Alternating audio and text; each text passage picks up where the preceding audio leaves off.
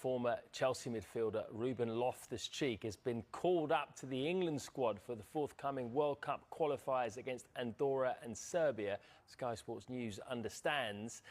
Loftus-Cheek has been asked to join up with Thomas Tuchel's squad following an injury worry over Crystal Palace midfielder Adam Wharton. Wharton sustained a muscle injury in Palace's 3-0 win against Aston Villa on Sunday in the Premier League. The FA are yet to make a statement or any public comment on Loftus-Cheek's call-up or Wharton's injury as the England squad report for duty today.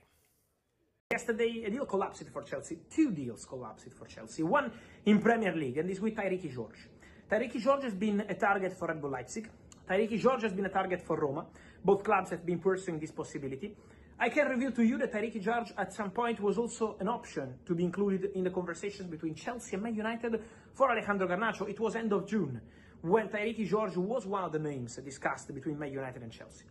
Then Roma went very strong on that deal with several meetings, with several discussions, but my understanding is that Roma manager Gasperini was not so sure about the possibility of bringing that kind of super young player to Roma, and so the deal collapsed for Tyreke George with all these clubs, but the real deal collapsed for Tyreke George has been with Fulham.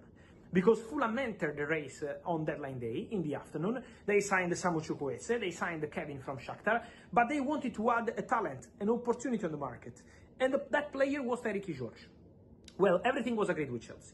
£22 million, an important sell-on clause, over 30%. So everything set yesterday. After what happened, because for him was the opportunity to go and play. He's very young, he's 2006, so you can imagine for the boy the chance to go and have an opportunity, but deal off. Chelsea will include him in their Champions League squad, will support Tyreke George, and then in January he's gonna move again if there is no opportunity, of course, in different markets. Now, another deal collapsed for Chelsea is David Datro Fofana, who had to go to Charlton, but the deal has collapsed also in this case because of documents. So nothing signed in time, and Datro Fofana deal collapsed. Then, of course, in this case, we will see if they will find a different solution, also in this case, maybe in different markets.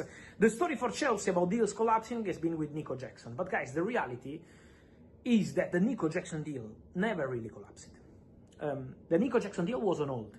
And being on hold is different than seeing a deal collapsed. So, the reality, from what I'm hearing, is that after the injury of Liam Delap, Chelsea told Bayern and the agents of Nico Jackson to stop every single conversation, because they wanted the player back. But on player side, the reaction was immediately, I don't want to play for Chelsea anymore.